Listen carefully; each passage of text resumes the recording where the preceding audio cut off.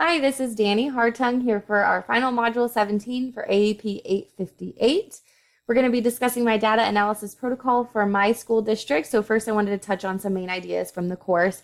First, we learned about the continuous school improvement planning framework. So this is a self-identification tool for teachers and administrators to use data to establish a baseline and then continuously improve throughout the course of the year, implementing those changes as needed by using an explicit plan for both implementing these changes and improvements and then evaluating our progress as we move forward.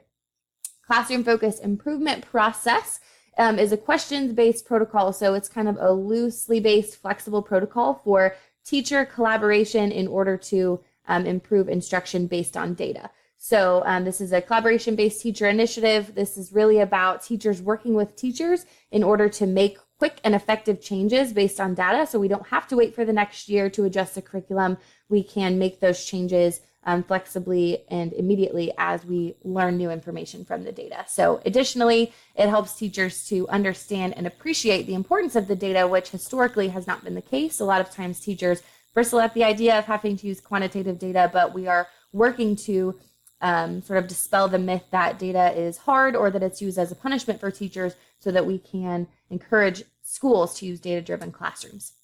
Some additional research I've done, Woolsetter, Datnow, and Park in 2008 did a study about several schools and how they implemented some changes to make their classrooms and schools more data-driven.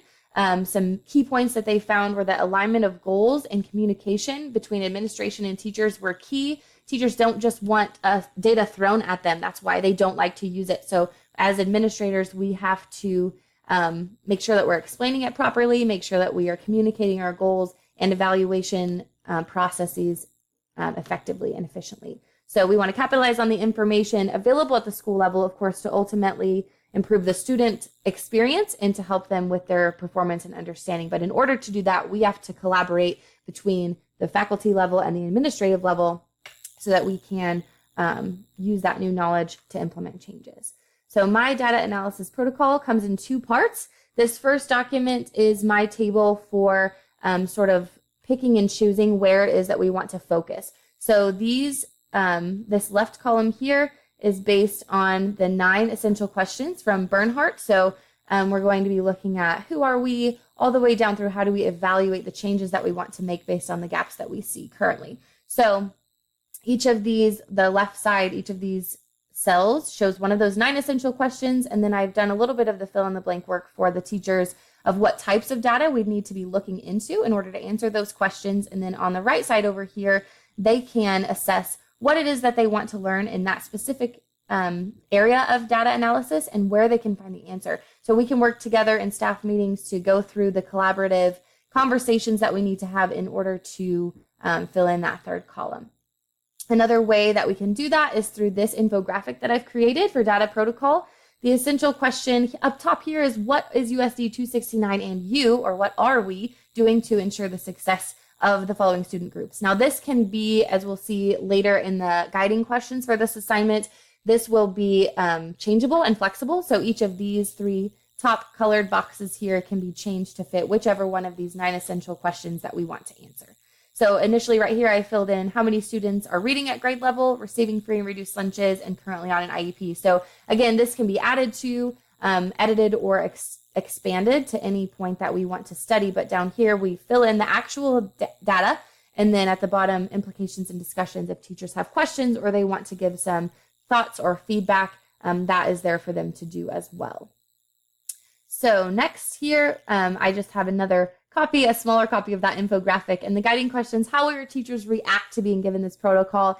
I think we've learned through our research and through the previous modules that, again, teachers don't always, if they haven't previously used a data-driven classroom, they might not appreciate being thrown into just graphs and charts and numbers and not having some background information to work with what they should do with those graphs and charts and numbers. So I think that the main as we saw in my previous research or my additional research here, the main thing for me as a principal will be to communicate what exactly we want to do with these questions and answers, what exactly we are looking to implement, and how they are going to be evaluated as teachers for implementing those different improvements. So communication is key. I think if I approach the meeting with that sort of attitude and explain to them what exactly we are doing with the data, then they'll be much more likely to jump right in and give me great feedback and have new ideas that we can add on to that information as well. How can my protocol be adapted to work with different subjects? So like I said before,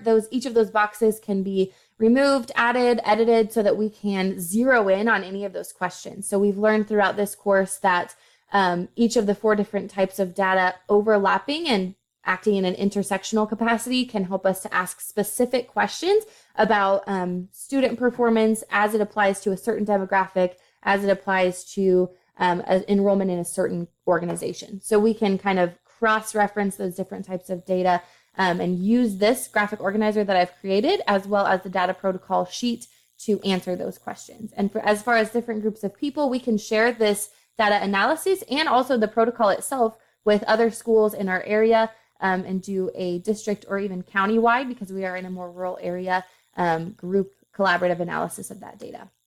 So that is my protocol for the end of this course. Thank you so much for listening, and best of luck to everyone in the rest of their summer.